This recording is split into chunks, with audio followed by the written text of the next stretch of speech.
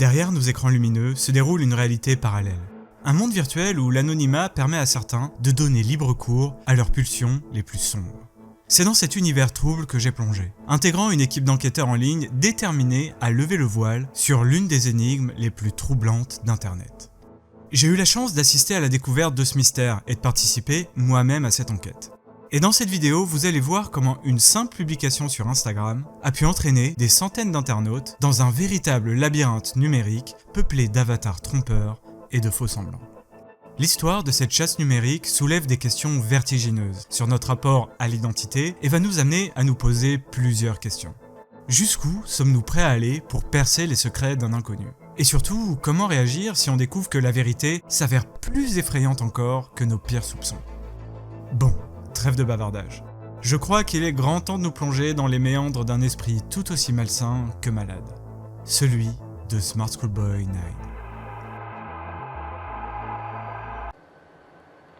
Mais avant de nous plonger dans cette histoire, laissez-moi vous présenter le sponsor de cette vidéo, Oli.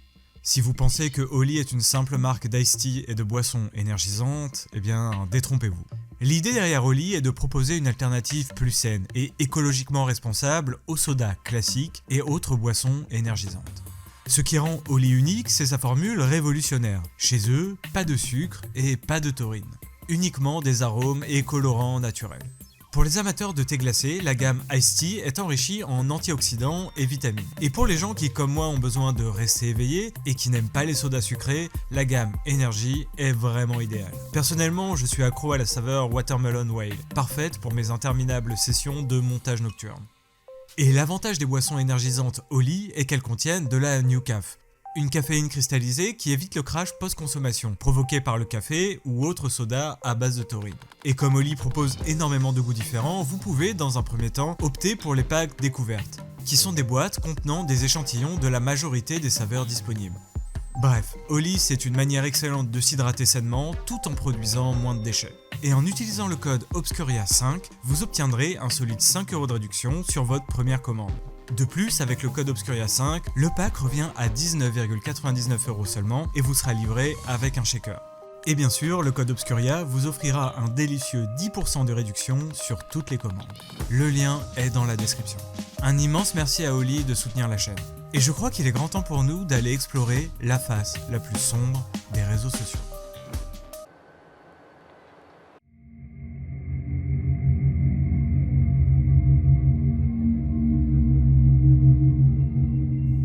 En avril 2024, l'utilisateur NumerusCut792 poste le message suivant sur le subreddit consacré à Instagram.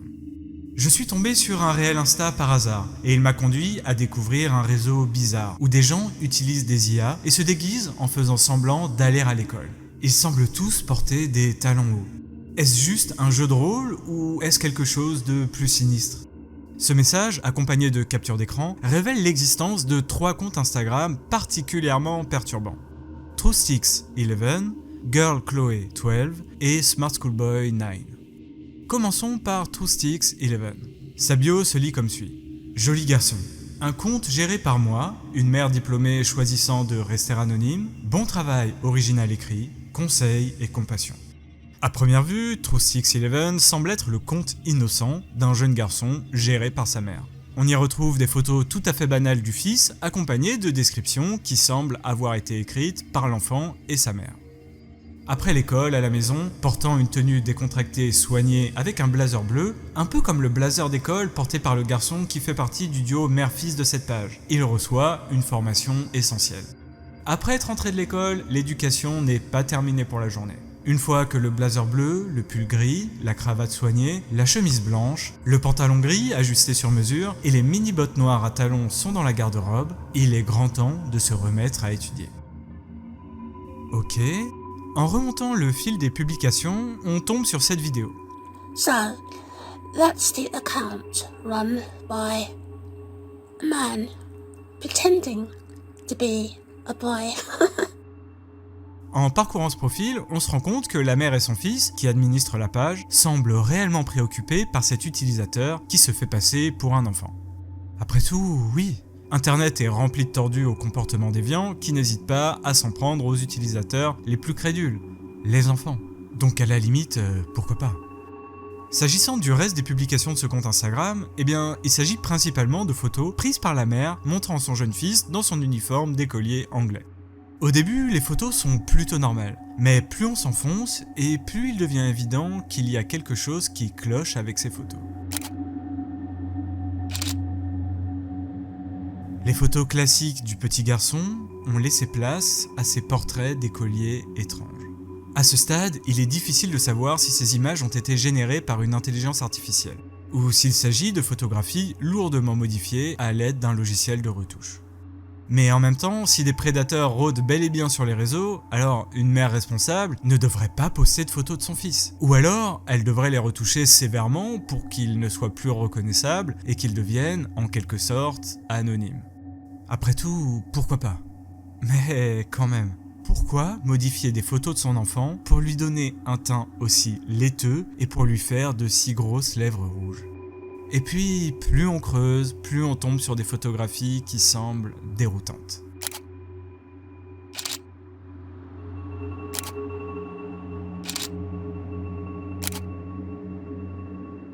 Parmi toutes ces publications, il est possible de tomber sur pas mal de patchwork colorés comme celui-ci, souvent accompagné de petits textes. Je n'arrive pas à décider quel type de chaussures ou de bottines je dois porter avec mon uniforme. Il s'agit d'un des nombreux choix auxquels je suis confronté tous les jours. Et puis, sous la photo, un post en français et en anglais indiquant « Je pense qu'il est facile de décider d'aller à l'école quand on sait que les autres ont besoin de vous ». Pour résumer, car en réalité tous ces étranges collages sont tous assez similaires, il s'agit d'images du fils, lourdement modifiées, accompagnées de textes écrits par l'enfant lui-même, expliquant qu'il adore aller à l'école et mettre son uniforme. Et outre ces images, il est également possible de tomber sur des espèces de vidéos reprenant l'esthétique des photos, et qui, regardez par vous-même.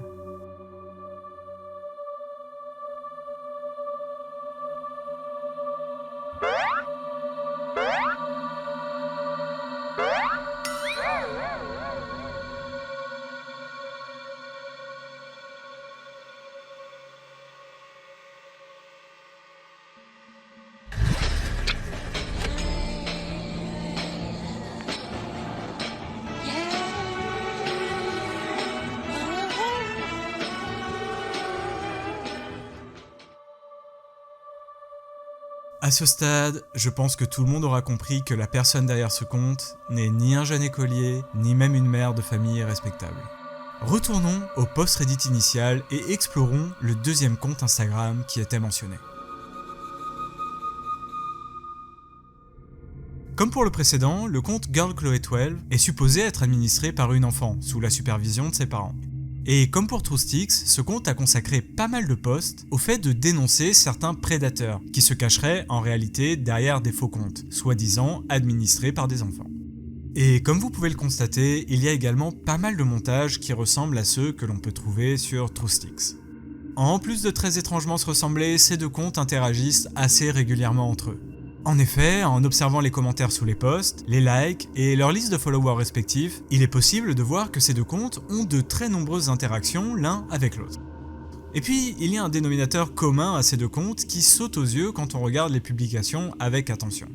L'individu derrière ces deux profils semble totalement obsédé par les bottines à talons en cuir, que l'on retrouve quasi systématiquement dans les publications de ces deux comptes.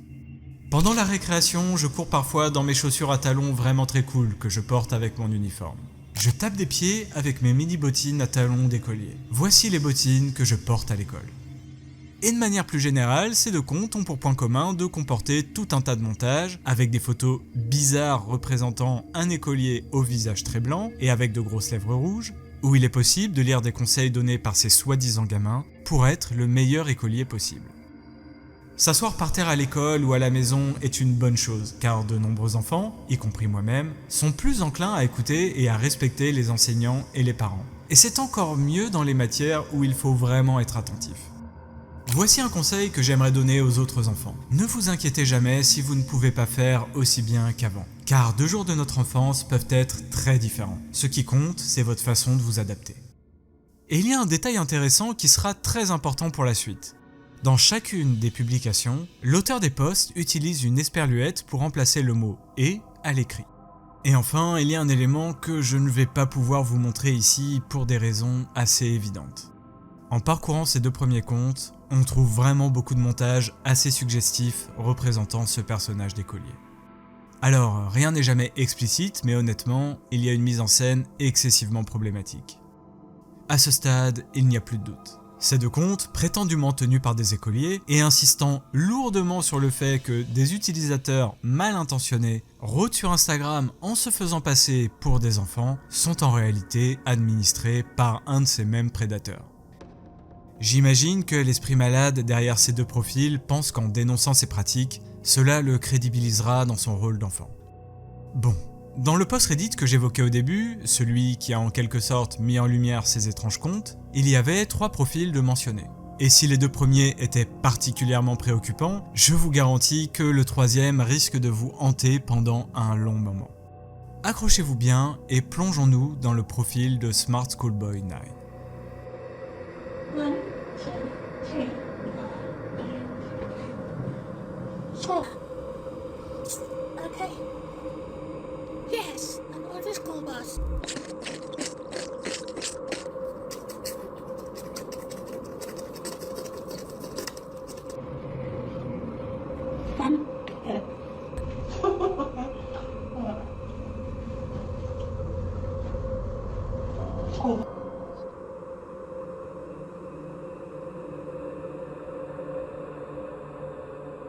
Bon, alors je préfère vous annoncer directement que la personne que vous venez de voir n'est pas un acteur.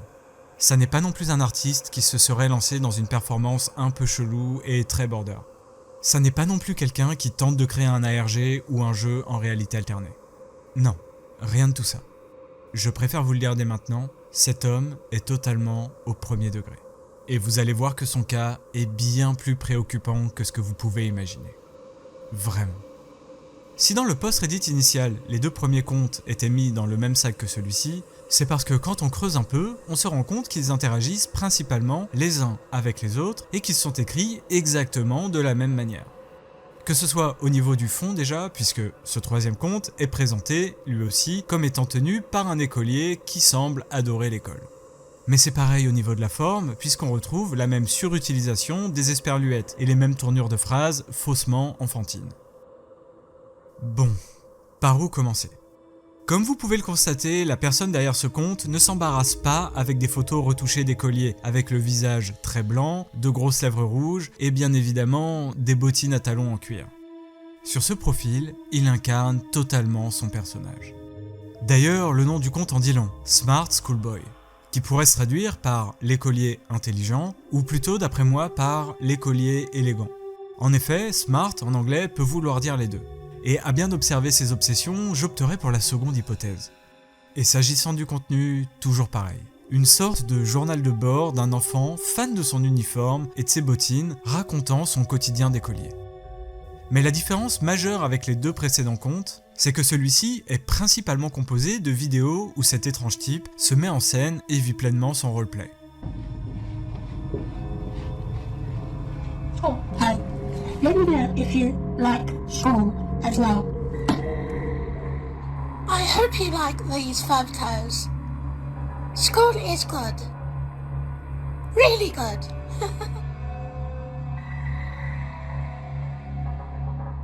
Et bon, je pense qu'à ce stade, il est évident pour tout le monde que ce mec a un sérieux pet au casque. Mais je vous garantis que plus on regarde ces vidéos, et plus on se dit qu'en plus d'être totalement cintré, ce type a l'air vraiment profondément malsain.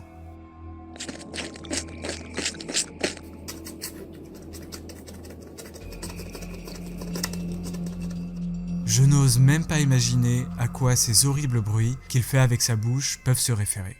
Mais je crains que tout ceci soit bien plus préoccupant que prévu. Dernier élément intéressant, qui vous le verrez prendra tout son sens par la suite, la personne derrière le compte Smart Schoolboy 9 semble être également obsédée par Grange Hill. Grange Hill est une série télévisée britannique pour enfants produite par la BBC et diffusée de 1978 à 2008. La série est centrée sur l'école secondaire fictive de Grange Hill, située dans le quartier fictif de Northam, au nord de Londres. Et en gros, d'après ce que j'ai cru comprendre, chaque épisode met en scène des élèves qui se retrouvent confrontés à des problématiques typiquement adolescentes.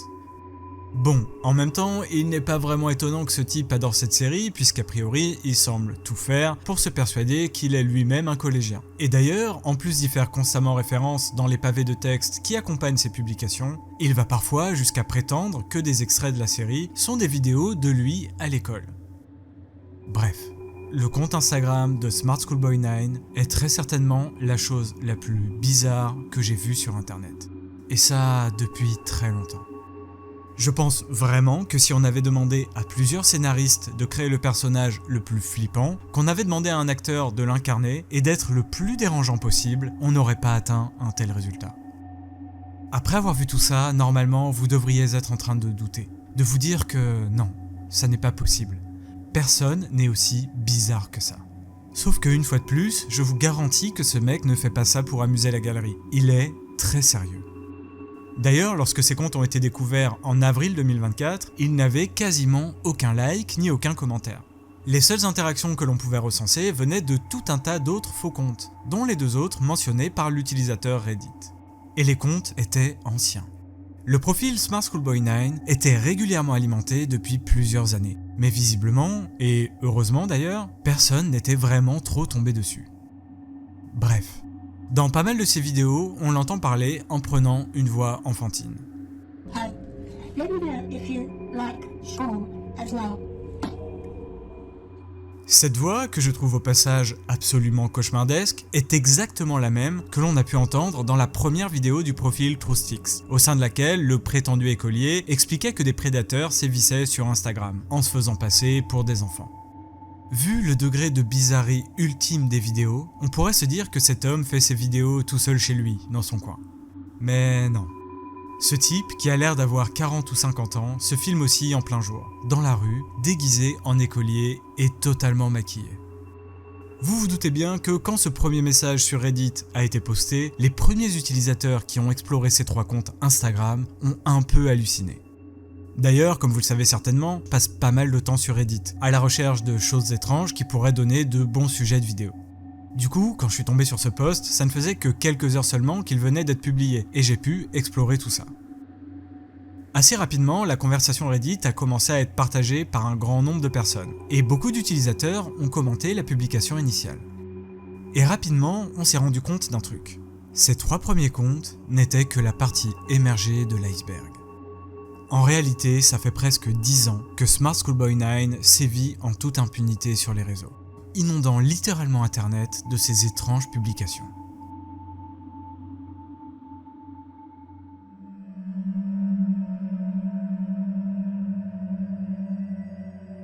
En observant les 3 premiers comptes Instagram que nous venons de passer en revue, on pourrait penser que la personne qui les administre est un détraqué fétichiste, persuadé d'être un jeune écolier à la peau très blanche et avec de grosses lèvres rouges.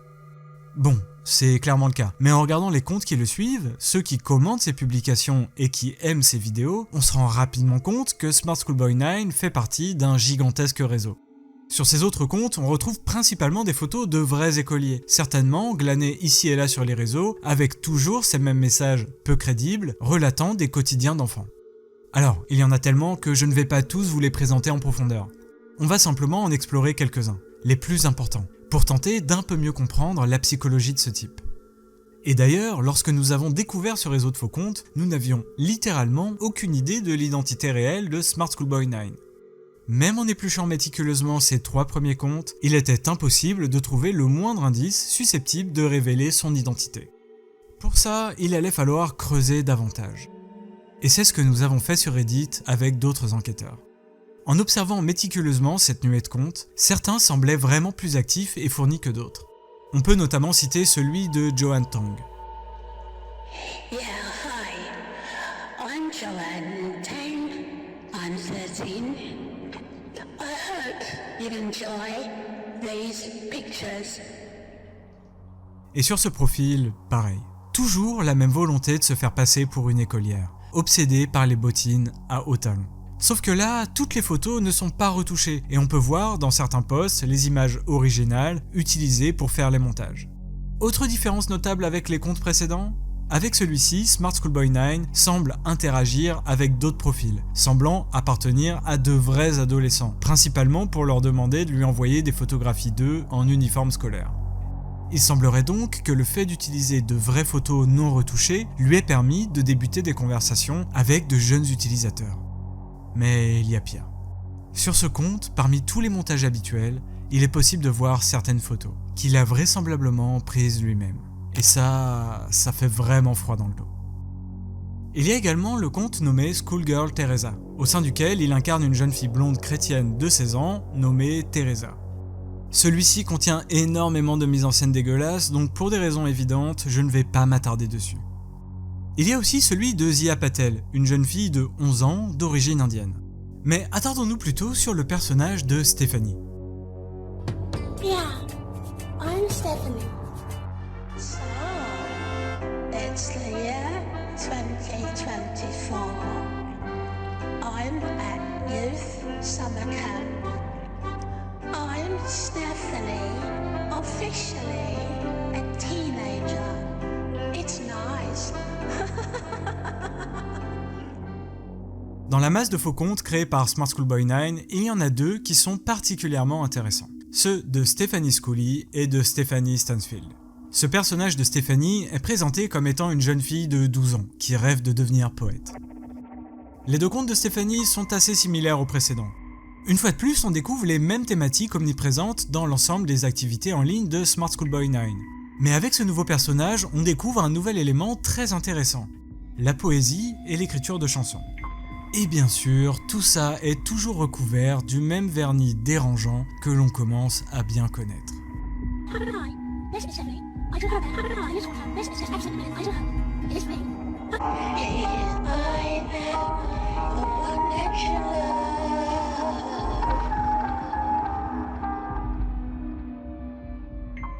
Lorsqu'on s'immerge pleinement dans les tréfonds des comptes de cette Stephanie, on se rend rapidement compte qu'à la différence des précédents, ces deux-là semblent être particulièrement fournis en publications et autres confidences. La personne derrière Smart Schoolboy 9 a administré ses comptes pendant de très nombreuses années, et pas que sur Instagram d'ailleurs. Le personnage de Stephanie est présent sur les réseaux sociaux depuis plus de 10 ans, que ce soit sur Twitter, sur YouTube, mais surtout Facebook. Et là, bon, on va marquer une petite pause pour récapituler tout ce qu'on savait, ou plutôt ce qu'on croyait savoir, sur Smart Schoolboy 9, avant de tomber sur le profil Facebook de Stephanie. Parce que vous allez vite le comprendre, si vous trouvez que tout ce que je vous ai raconté jusqu'ici était bizarre et excessivement tordu, eh bien, ça n'était qu'une gentille petite introduction. Lorsque j'ai commencé à investiguer sur ce cas-là avec d'autres utilisateurs Reddit, nous étions à peu près tous unanimes sur quelques points. La personne derrière ces comptes est clairement un prédateur, qu'il met en place des stratégies excessivement tordues pour que les utilisateurs les plus jeunes d'Instagram pensent qu'il est lui aussi un enfant. Et vu les nombreux photomontages qu'il faisait en mettant en scène des enfants dans des situations très suggestives, il était assez clair pour tout le monde que cette personne représentait une réelle menace. Bien sûr, des tarés comme ça, il y en a beaucoup sur internet. Des gens engoncés dans des fétichismes plus que border aussi. Mais en voyant l'esthétique des images des comptes de Smart Schoolboy 9, je vous avoue qu'au début je me suis dit qu'il s'agissait forcément d'un jeu en réalité alternée ou d'un ARG. La manière dont les photos sont retouchées correspond totalement à l'esthétique des creepypasta ou de toute autre fiction horrifique que l'on peut trouver sur internet. Mais je pense qu'aucun artiste ou créateur de contenu horrifique n'irait aussi loin dans cette déviance. Personne n'aurait envie de se faire connaître en passant pour un gros pédo. Et plus je lisais les posts, plus je me rendais compte qu'il s'agissait en réalité de quelque chose de bien plus terrifiant et complexe que ce que j'avais imaginé.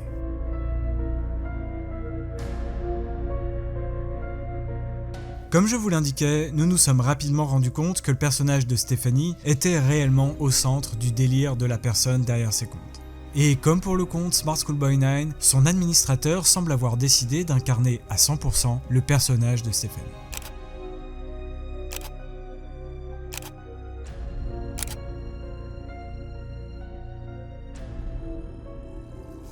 Mais là où ça a commencé à devenir encore plus flippant, c'est quand nous nous sommes aperçus que les deux profils de Stephanie, Stephanie Stansfield et Stephanie Schooley, étaient en quelque sorte des nœuds sur lesquels tous ces autres profils interagissaient entre eux, mais également avec des comptes semblant appartenir à des mineurs. Tu aimes l'école ? Moi oui, c'est génial. Tu as de très beaux t-shirts. Moi, je suis obligé de porter un uniforme à l'école. C'est cool. On ne peut pas s'habiller de manière décontractée et parfois, il fait chaud ici au Royaume-Uni à partir du mois de juin. Encore un super post, mais il faut faire attention à certains commentaires que l'on peut parfois recevoir. Parfois, les garçons de nos âges peuvent recevoir des commentaires malveillants, donc restez prudents, restez cool et vous ne laissez pas décourager par ces mauvaises personnes. Le profil de Smart Schoolboy 9 ne collait pas avec celui de quelqu'un qui se serait simplement perdu dans un jeu de rôle. Sur les réseaux, s'il tente de se faire passer pour des gamins, c'est clairement pour faire en sorte que les plus jeunes utilisateurs baissent leur garde. Et s'il est difficile d'affirmer ce qu'il a bien pu dire en message privé aux dizaines, voire centaines d'enfants avec lesquels il pouvait communiquer, on sait que ce gigantesque taré leur envoyait des photos de lui en tenue d'écolier, tout en leur demandant de lui envoyer en retour des photos d'eux en uniforme. Du coup, certaines photos d'enfants, modifiées ou non, que l'on pouvait voir sur ces différents profils et dont la provenance n'a jamais été identifiée, venaient peut-être de là. Parce qu'en effet, en utilisant des services de recherche inversés d'images, on ne trouvait rien du tout. Ces photos ne semblaient pas avoir été postées ailleurs sur internet. Et je pense que vous commencez à comprendre qu'avec Smart Schoolboy 9, chaque clic peut ouvrir une nouvelle porte vers l'horreur la plus absolue qui soit. Laissez-moi donc vous parler d'un des comptes qui interagit énormément avec ceux de Stéphanie, celui de Miles. Le persona de Miles reprend les mêmes traits que celui de Smart Schoolboy 9. Une fois de plus, on se retrouve face à ce personnage terrifiant avec le visage blafard, ses grosses lèvres rouges, mais cette fois-ci, il porte des lunettes. Et si jusqu'ici on n'avait jamais vu la personne derrière Smart Schoolboy 9 rentrer en contact avec des enfants dans le monde réel, là...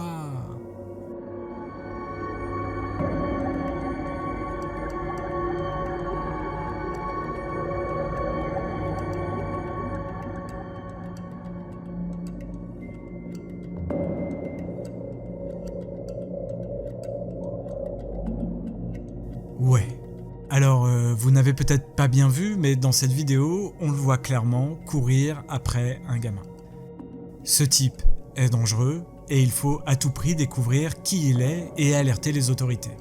Parce qu'en effet, à ce stade-là, on ne savait rien du tout sur lui. L'enquête n'avait pas encore officiellement commencé. Était-il déjà passé à l'action dans le réel ? Était-ce simplement une personne atteinte de troubles mentaux qui s'invente des personnalités ?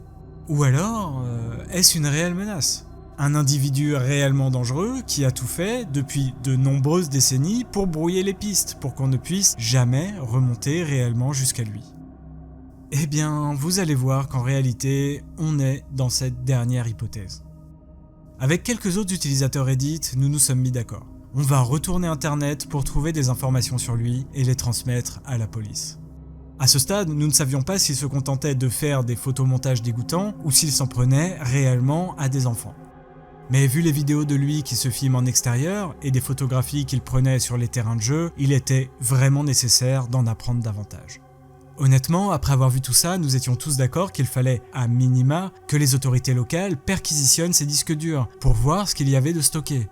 Tous les red flags étaient là, et il était désormais grand temps de passer à l'étape supérieure, recueillir un maximum de preuves à son sujet. Sauf que, malheureusement, rien ne s'est passé comme prévu. Vous voulez savoir pourquoi ? Eh bien, il s'est passé ça. Le 25 août 2024, le youtubeur américain Nick Crowley décide de faire une vidéo sur Smart Schoolboy 9. Quelques jours plus tard, c'est un autre vidéaste américain très connu, Nexpo, qui sortira la sienne sur le sujet. Alors, clairement, leurs deux vidéos sont très bien, comme toujours. Ces deux vidéastes américains sont certainement les plus talentueux de cette niche de YouTube. Donc j'étais vraiment impatient de voir ce qu'ils avaient trouvé sur le sujet. Et bon, je crois qu'ils ont sorti leurs vidéos de manière un peu précipitée et qu'ils n'ont pas vraiment vérifié leurs sources. Ça m'arrive aussi parfois et au final, c'est pas bien grave. Ça reste des vidéos YouTube, c'est du divertissement et à aucun moment il ne faut forcément prendre pour vrai ce que raconte quelqu'un dans une vidéo YouTube. Le problème, c'est que ces deux vidéos ont fait énormément de vues et que le sujet Smart Schoolboy 9 est devenu viral.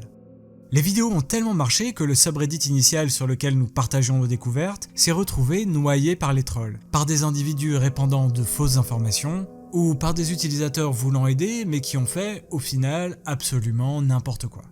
Bref, il allait falloir quitter Reddit et migrer vers une plateforme plus confidentielle. Un endroit où nous allions pouvoir ne retenir que les informations les plus fiables et slalomer entre les trolls. Mais si ces deux youtubeurs américains étaient totalement tombés dans les pièges tendus par Smart Schoolboy 9, c'est que ce dernier était particulièrement malin et il allait donc falloir être plus méthodique. Du coup, avec quelques autres utilisateurs, nous avons créé un Discord, regroupant des gens sérieux et soucieux de percer à jour le mystère Smart Schoolboy 9.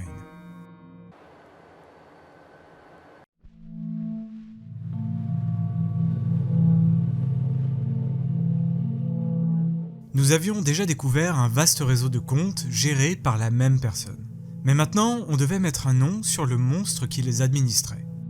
En épluchant les interactions des comptes de Stephanie sur Facebook, on est tombé sur un profil un peu particulier. Celui de David London. Sur ce compte Facebook, il est possible de trouver un très grand nombre d'éléments qui s'avéreront déterminants pour la suite. Déjà, il est assez clair que ce David London présente des similarités troublantes avec Smart Schoolboy 9. Alors, sur ce profil, il n'y a pas de photomontage ou de référence au fait que le dénommé David serait un écolier.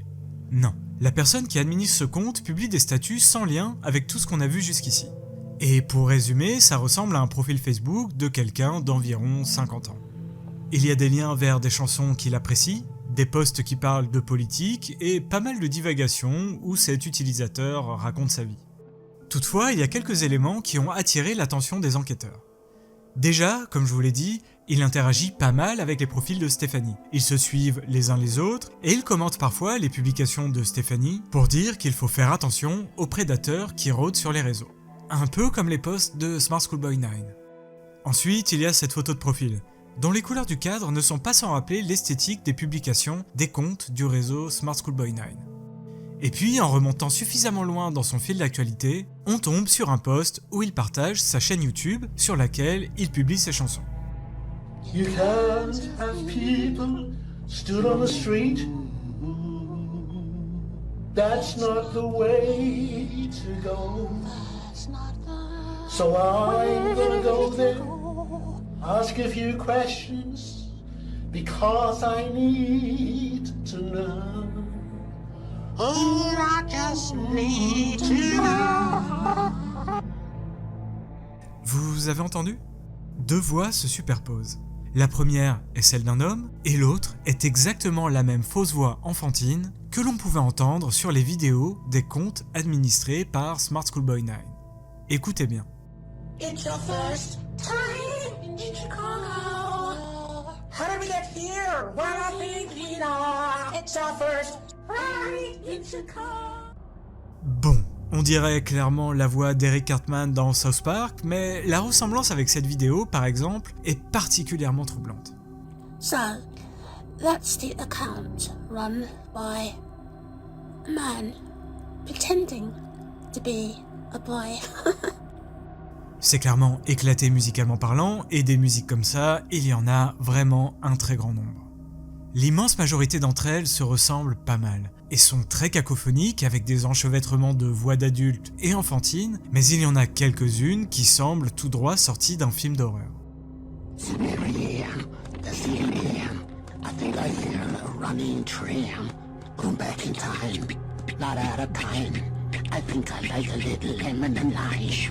Say Marianne, hey Steely Dan, I like the sound of that running train. Honnêtement, c'est tellement bizarre qu'on a du mal à croire que ça a été fait au premier degré. Et pourtant, c'est le cas. Retournons au profil Facebook de David London. Une fois que ce compte a été découvert, il a bien évidemment beaucoup tourné sur Reddit. Et sur notre serveur Discord, nous avons commencé à tout éplucher. Assez rapidement, les enquêteurs ont trouvé une adresse mail liée au compte. Et en utilisant certaines techniques d'OSINT, on est tombé sur 2 numéros de téléphone gérés par l'opérateur O2. À ce stade-là, on a eu la confirmation que Smart Schoolboy 9 vivait au Royaume-Uni. Alors, c'était déjà une certitude pour beaucoup, car il y avait suffisamment de preuves qui pointaient vers ce pays, les uniformes scolaires, la série Grange Hill, le vocabulaire utilisé, et plusieurs de ces personas sur les différents réseaux indiquaient clairement qu'ils étaient britanniques. Mais bon, il aurait très bien pu être anglais et résider dans un autre pays. Avec l'indicatif plus 44, il était désormais à peu près certain qu'il habitait toujours là-bas. D'ailleurs, certains enquêteurs numériques ont tenté d'appeler ce numéro, mais il n'a pas décroché. En revanche, ils sont tombés sur sa messagerie. Et écoutez ça. Hi, Collier. Sorry.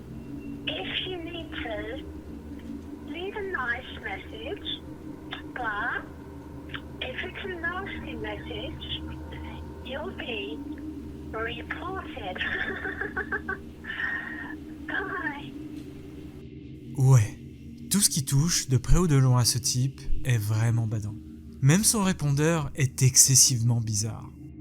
Bref, la prochaine étape était donc de découvrir où il se situait plus précisément. Le Royaume-Uni c'est grand, donc il allait falloir trouver des éléments susceptibles de resserrer un peu plus l'étau. Au fil de ses nombreux statuts Facebook, David London évoque vraiment beaucoup de lieux différents. Il parle évidemment de Londres, et comme son nom d'utilisateur est David London, certains enquêteurs ont pensé qu'il devait certainement vivre là-bas. Mais non. Enfin, on verra plus tard que cette ville a joué un rôle central dans sa vie. Mais les pistes ont semblé mener vers une autre municipalité. En décortiquant les interactions des comtes de Stéphanie et de David, il y a une zone particulière de l'Angleterre qui semble revenir très souvent. Doncaster. Doncaster est une ville située dans le Yorkshire du Sud, d'environ 100 000 habitants, et située à 300 km au nord de Londres. Pour les enquêteurs de Reddit, c'était donc là-bas qu'il fallait orienter les recherches. La première chose à faire était donc de solliciter les communautés de Doncaster, pour voir si quelqu'un pouvait avoir des informations à son sujet. Parce que bon, un type de 40 ou 50 ans qui se balade dans la rue en plein jour avec ce genre de dégaine, ça ne passe pas inaperçu et ça pose pas mal de questions. S'il y avait dans votre rue un type comme ça, il semble à peu près logique que des gens l'aient remarqué et que ça reste, en quelque sorte, gravé dans les mémoires. Du coup, un utilisateur est allé sur le subreddit dédié à Doncaster et a tout simplement passé un appel à témoins. Et bingo. Très rapidement, quelques utilisateurs ont commencé à se manifester et à dire que oui, effectivement, ils ont déjà croisé ce type il y a quelques années. Un utilisateur Reddit, Doncaster Local, qui a depuis supprimé son compte, très probablement à cause du harcèlement dont il a été objet par la suite, a indiqué qu'il se souvenait très bien de ce personnage. Dans son post, il indiquait qu'il y a un peu plus de 10 ans, cet étrange individu se baladait souvent dans le quartier dans lequel il vivait à l'époque. Il précise ensuite que les enfants et adolescents du coin le surnommaient l'homme singe clown, en raison de son maquillage blanc, de ses lèvres rouges et de son étrange manière de marcher.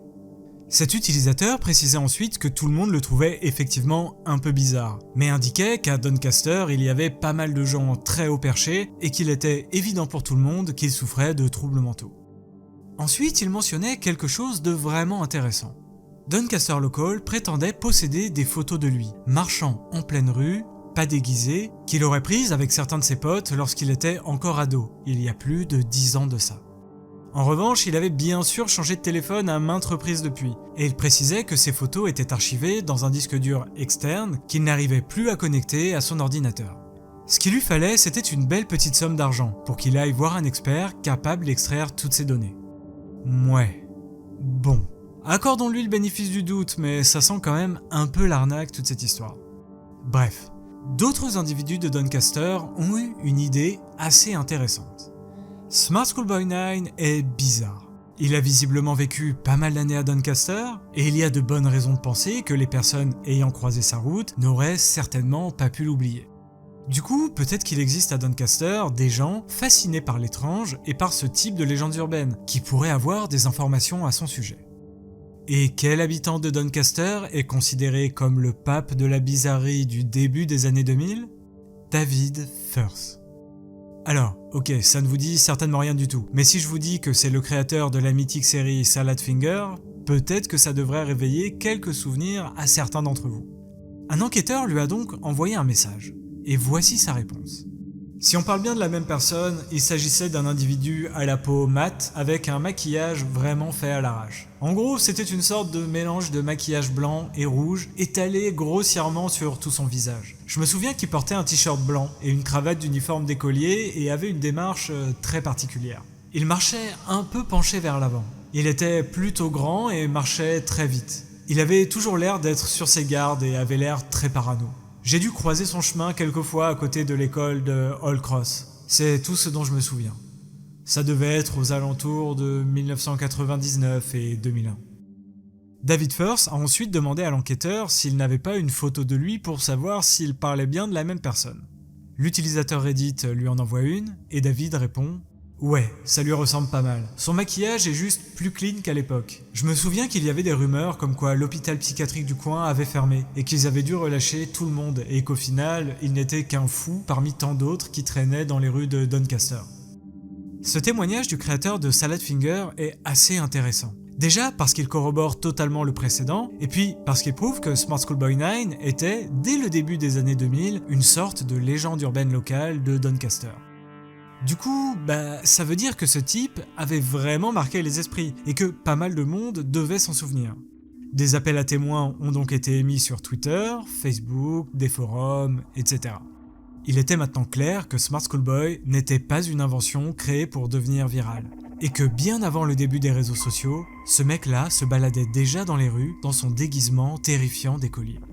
À partir de ce moment-là, ce qu'il nous fallait, c'était un nom. Le mec a prétendu s'appeler Teresa, Miles, Stephanie et maintenant David. Il fallait donc attendre que quelqu'un donne un nom. Heureusement, il n'a pas fallu attendre bien longtemps pour que des habitants de Doncaster lâchent enfin un nom qui pourrait être celui de Smart Schoolboy 9. Lorsque j'étais jeune et que je traînais à Doncaster, on croisait souvent ce type avec mes potes. On le surnommait l'homme singe clown. Apparemment, il s'appelle David Walter ou David Alter, un truc comme ça. Il se baladait effectivement en ville comme sur cette photo, toujours avec une mallette et habillé avec un uniforme. Il avait le visage barbouillé de maquillage, des lunettes et des fausses dents. Il portait des bottines à talons hauts et disait aux gens qu'il était en train d'écrire un livre. Il traînait vers Old Cross et le musée. Il agissait comme un clown, un singe ou un gamin. Quand les gens le fixaient, il faisait des bruits bizarres avec sa bouche. Les gens disaient de lui qu'il était un prédateur. Et apparemment, il y avait chez lui des photos d'adultes en petite tenue sur lesquelles il collait des visages d'individus plus jeunes. Ce témoignage est totalement en phase avec celui de Doncaster Local et celui de David Firth. Et puis, ça confirme que ce cinglé est excessivement border et qu'il a un rapport à l'enfance des plus préoccupants. Mais là, on a peut-être un nom. David Walter ou David Alter. Si on n'est pas encore sûr de son vrai nom de famille, il semblerait que son prénom soit bel et bien David. Grâce à cette combinaison de nom-prénom et les mots-clés Doncaster et Homme Singe Clown, il allait être possible d'utiliser l'OSINT pour tenter de trouver des mentions de lui. Et effectivement, des résultats, on en a trouvé un bon paquet. Il y avait celui-ci sur Twitter. Posté en 2023, c'est-à-dire bien avant la découverte des 3 comptes Instagram initiaux. Quand j'habitais à Doncaster, il y avait un mec qui se baladait habillé comme un écolier des années 60, qui semblait sortir d'une vieille photo en noir et blanc. Je suis d'ailleurs à peu près certain qu'il se peignait le visage en blanc. Les gens disaient qu'il s'appelait David Walter Alter. En recentrant la recherche sur les termes David Walter Alter et Doncaster, on est tombé sur la numérisation d'une page d'un journal de l'Église de Dieu, qui est une sorte de regroupement de chrétiens qui rassemble les mouvements pentecôtistes, de sainteté ou adventistes. Alors, sans trop rentrer dans les détails, il s'agit de mouvements religieux très répandus en Afrique et aux États-Unis, mais qui sont bien plus marginaux en Europe. La police du South Yorkshire recommande d'ignorer toute demande d'argent émanant de David Alter, également connu sous le nom de David Stansfield Alter.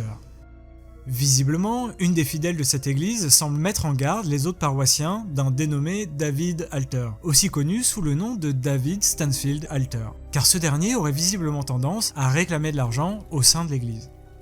Ensuite, on est tombé sur cet article de 1994, paru dans le quotidien Evening Standard, signé par un certain David Alter de Streatham, un quartier au nord de Londres et qui parle d'uniforme scolaire.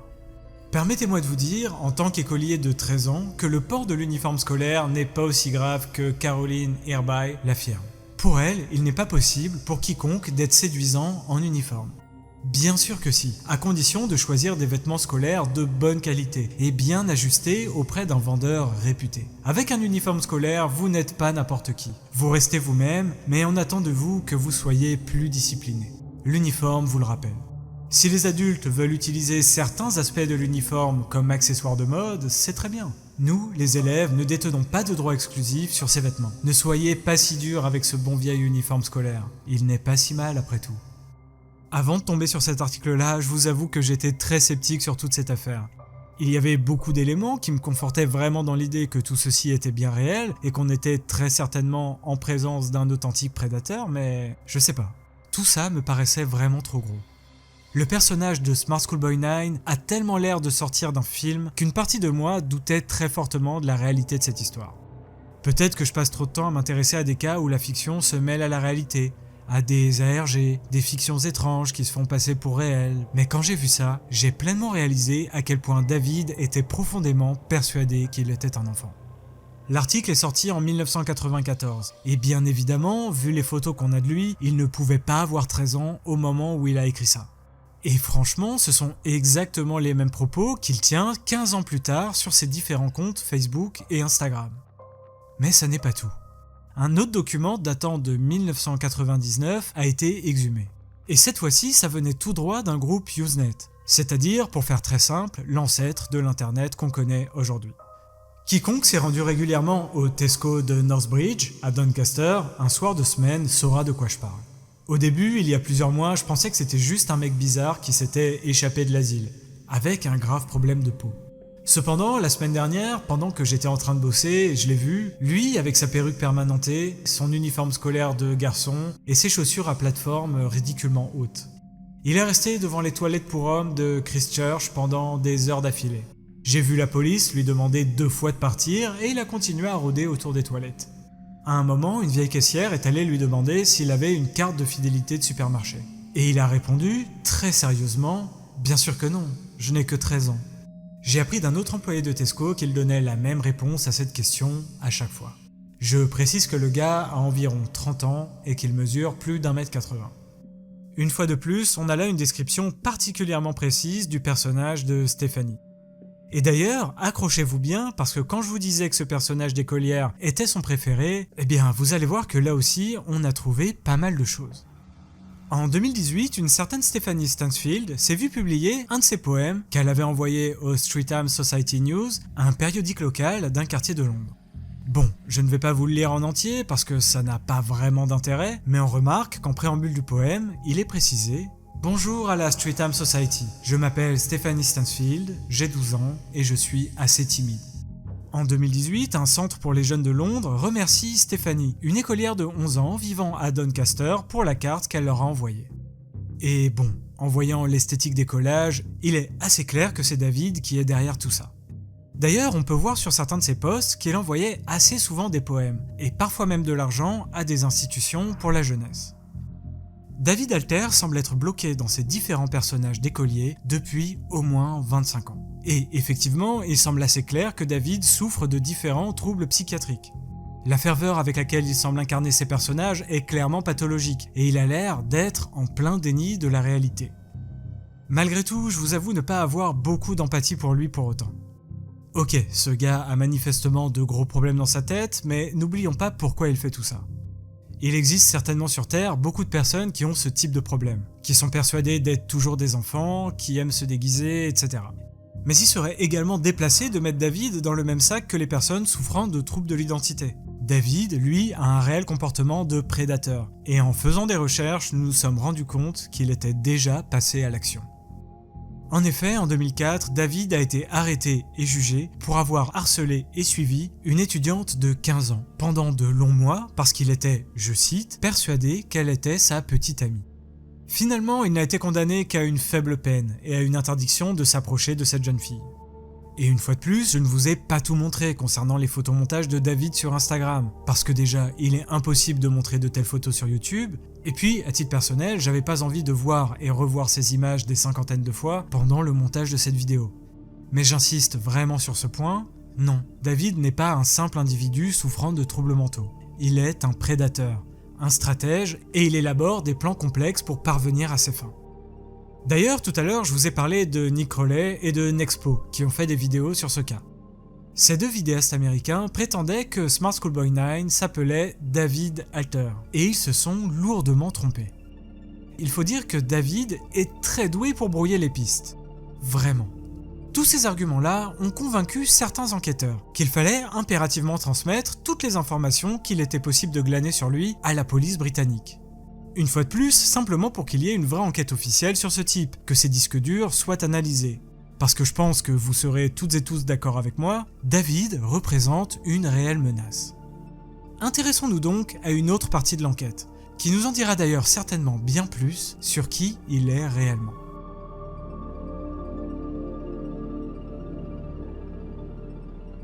On verra dans la dernière partie de cette vidéo pourquoi la capitale anglaise a joué un rôle primordial dans la vie de David. Mais pour l'instant, tentons d'en apprendre davantage sur où se trouve David, pour espérer recueillir de nouvelles informations à son sujet. Ok, bon.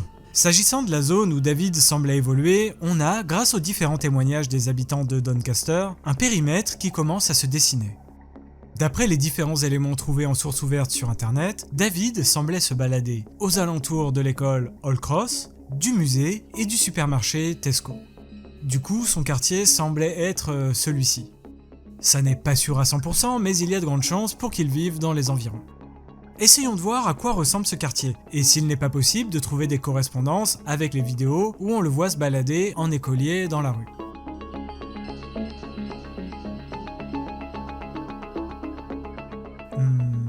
Est-ce que cet endroit... Ouais, ça match complètement. On est sur la bonne piste. Maintenant, il faut essayer de voir dans quelle maison il filmait ses vidéos. Là, ça va être plus difficile. Il y a bien quelques vidéos de David qui semblent avoir été prises à l'intérieur de chez lui, mais franchement, c'est assez difficile de savoir où ça pourrait être précisément. Ouais, mais ça, c'était sans compter sur le talent de certains utilisateurs Reddit, qui ont certainement dû passer des heures et des heures sur la question. Et regardez ce qu'ils ont trouvé. Regardez maintenant la fenêtre au-dessus de la porte, il semble y avoir une espèce de barre verticale au niveau du porche, que l'on retrouve ici. Et ouais, ne sous-estimez jamais l'acharnement de certains utilisateurs de Reddit pour répondre à une question. Bon, maintenant on a une adresse, et cet élément va s'avérer très précieux, puisqu'avec cette nouvelle information, on va pouvoir chercher dans les sources ouvertes, voir s'il n'est pas possible d'obtenir des documents relatifs aux occupants de ce logement. Voici ce qui a été trouvé. Un registre de liste électorale de toutes les personnes ayant vécu ces dernières années à l'adresse à laquelle David semble avoir habité. Et on peut voir un élément troublant. Il y a bien un David, mais ça n'est pas un David Alter, comme on aurait pu l'imaginer jusqu'ici, mais un David London, le même nom que son compte Facebook. Est-ce que le vrai nom de David serait David London ? Il s'agit d'un registre officiel, donc a priori, oui. Mais d'un autre côté, quand on regarde en haut du registre, on voit apparaître un autre nom, David W. Gibson. Jusqu'ici, on a déjà vu passer plusieurs fois ce W juxtaposé à son prénom, W pour Walter. Walter, qui pourrait tout à fait être son deuxième prénom, et le nom Alter, qui est souvent présenté comme son vrai nom de famille, pourrait donc être un alias qui fait référence à un potentiel deuxième prénom. Alors, David Alter, David Walter, David London, David Gibson, c'est quoi sa vraie identité ? Et pourquoi, quand on fait des recherches à son sujet, on semble tomber sur tous ces noms, en fonction des sources que l'on consulte. D'un autre côté, il semble aussi persuadé de s'appeler Miles, Stephanie, Teresa ou encore Zia Patel. Beaucoup d'interrogations, mais une seule certitude. David sait comment brouiller les pistes, et semble même avoir été en mesure de convaincre l'administration anglaise qu'il s'appelait London et Gibson. Parce que, je vous passe ces détails, mais il est possible de trouver pas mal de traces de ce même David sous ces deux noms. Je ne vais pas m'appesantir ici sur ces éléments parce qu'au final, ça ne nous apprendra pas grand-chose. Mais la vérité dans tout ça, c'est que David ne s'appelle pas Alter, pas London ou Gibson. Non. Une utilisatrice d'un forum très controversé et aux méthodes souvent plus que douteuses, que l'on appellera ici Eva, est allée en personne consulter les archives administratives à Londres et à Doncaster. Et grâce à elle et à toutes les informations qui avaient été glanées ici et là dans les centaines et centaines de posts de David, il a été possible de dresser un portrait et une biographie plutôt précise de Smart Schoolboy 9. Avant d'entamer cette dernière partie et de vous révéler des éléments sur le parcours de vie de David, j'aimerais vous dire quelque chose de très important. Je ne vais pas vous dire où se trouve actuellement David, car il a quitté Doncaster il y a quelque temps. Je ne vais pas non plus vous dire quel est son vrai nom de famille. Suite aux vidéos des gros youtubeurs américains Nexpo et Nick Crowley, qui concluaient au fait qu'il s'appelait David Alter, énormément de personnes se sont intéressées à l'affaire. Vraiment beaucoup de personnes. Si son vrai nom n'a été découvert que très récemment, son numéro de téléphone, lui, a leaké il y a un petit moment. Tout comme les comptes que je vous ai présentés jusqu'à présent. Aujourd'hui, David a supprimé tous les comptes problématiques qu'il avait. Il n'y a plus aucun de ses comptes Instagram qui contenait les photomontages dégueulasses que j'évoquais tout à l'heure. Et aujourd'hui, il n'a plus que 2 comptes actifs, les 2 seuls qui ne contiennent rien d'illégal, ceux de David London et de Stephanie Stansfield. Le problème dans tout ça, c'est que l'immense majorité des preuves ont disparu avec la désactivation de ses comptes Instagram. Alors oui, tout a été archivé, mais les messages privés qu'il envoyait aux mineurs, eux, ont tous disparu. Et ça, c'est vraiment problématique, parce qu'en le harcelant et en le poussant à tout supprimer, ça a énormément diminué les chances qu'il soit un jour condamné pour ces tentatives dégueulasses de rencontrer en personne de vrais écoliers. Et pareil pour les membres de sa famille, ils n'ont rien à voir avec tout ça, et ils ont d'ailleurs tous coupé les ponts avec lui depuis bien longtemps. Ce serait donc pas mal que la communauté francophone qui regardera cette vidéo se montre un peu plus intelligente que la communauté anglophone qui, certainement en voulant bien faire, a justement énormément œuvré pour ancrer l'impunité de David.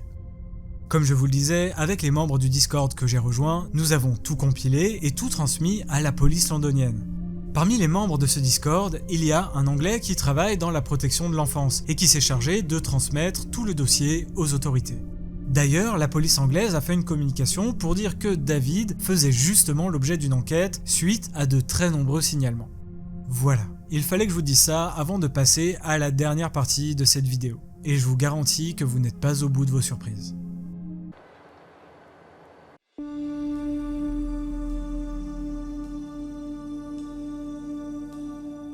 David Walter Hess est né en 1962, dans un quartier populaire du sud de Londres, et est donc actuellement dans la soixantaine.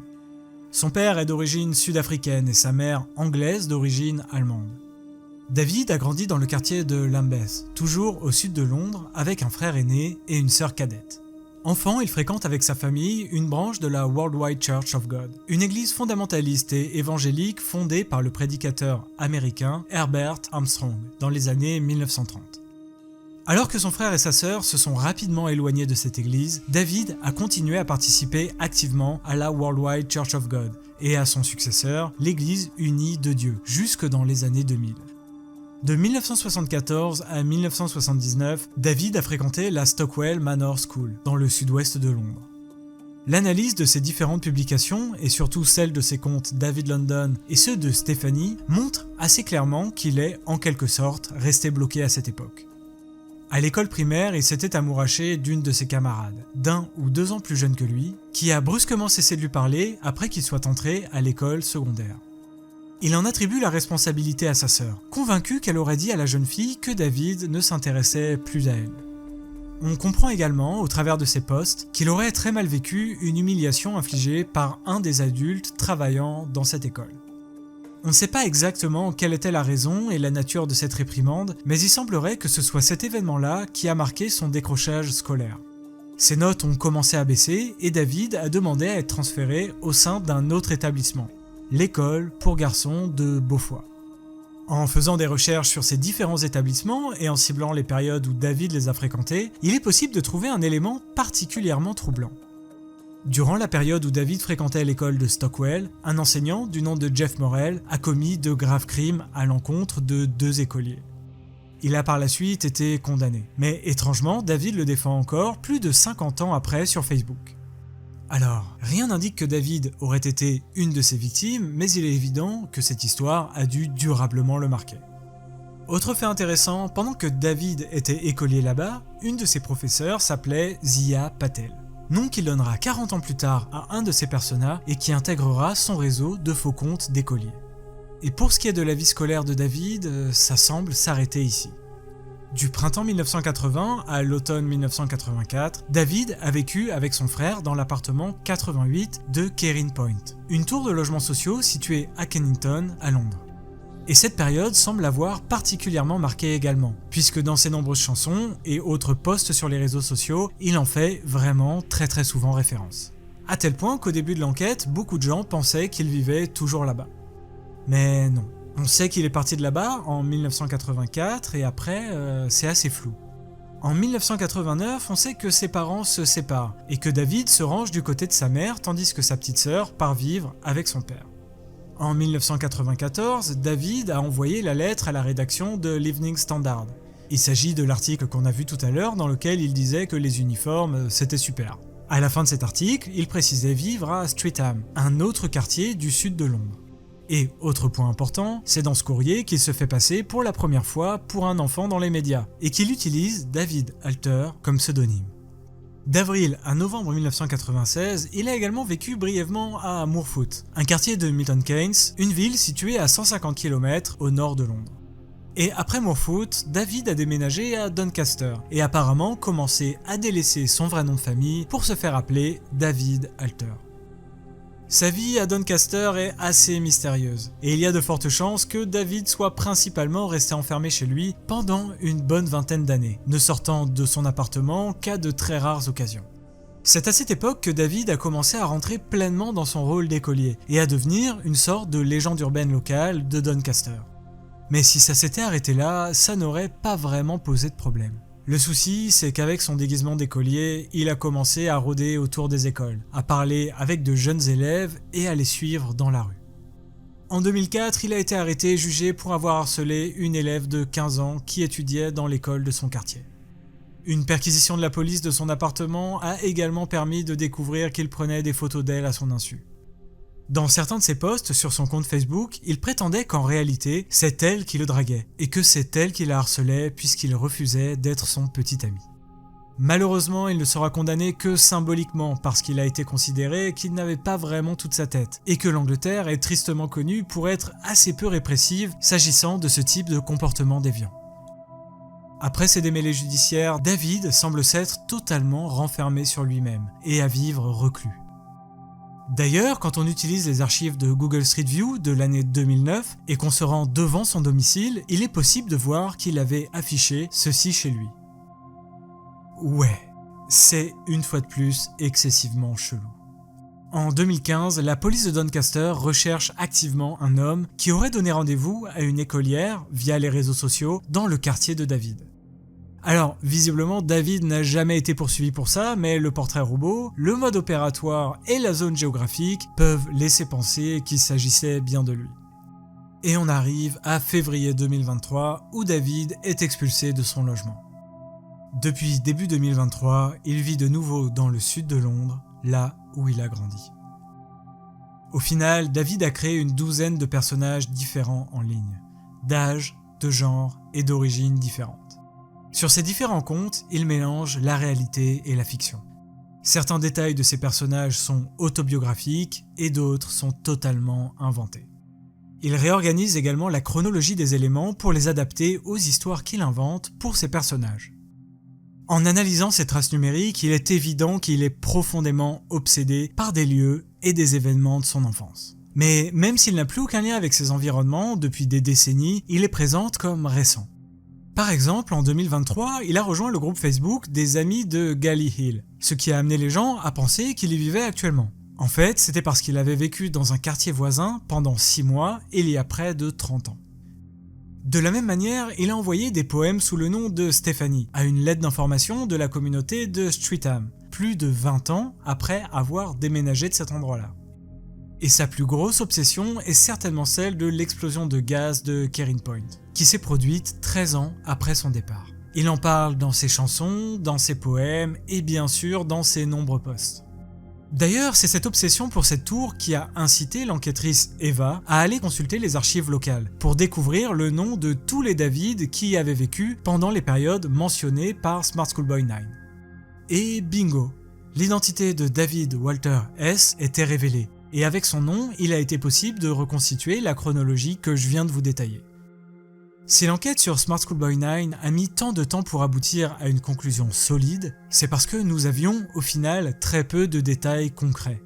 David était réellement insaisissable parce que sa vision de la réalité est tellement fragmentée et déformée que la plupart des pistes étaient des impasses. Et vous vous souvenez de l'utilisateur Doncaster Local qui prétendait avoir des photos de David datant de 2011 mais qu'il n'arrivait pas à récupérer car le disque dur sur lequel elles étaient stockées était endommagé? Eh bien, figurez-vous qu'il a réussi à les récupérer. Les voici.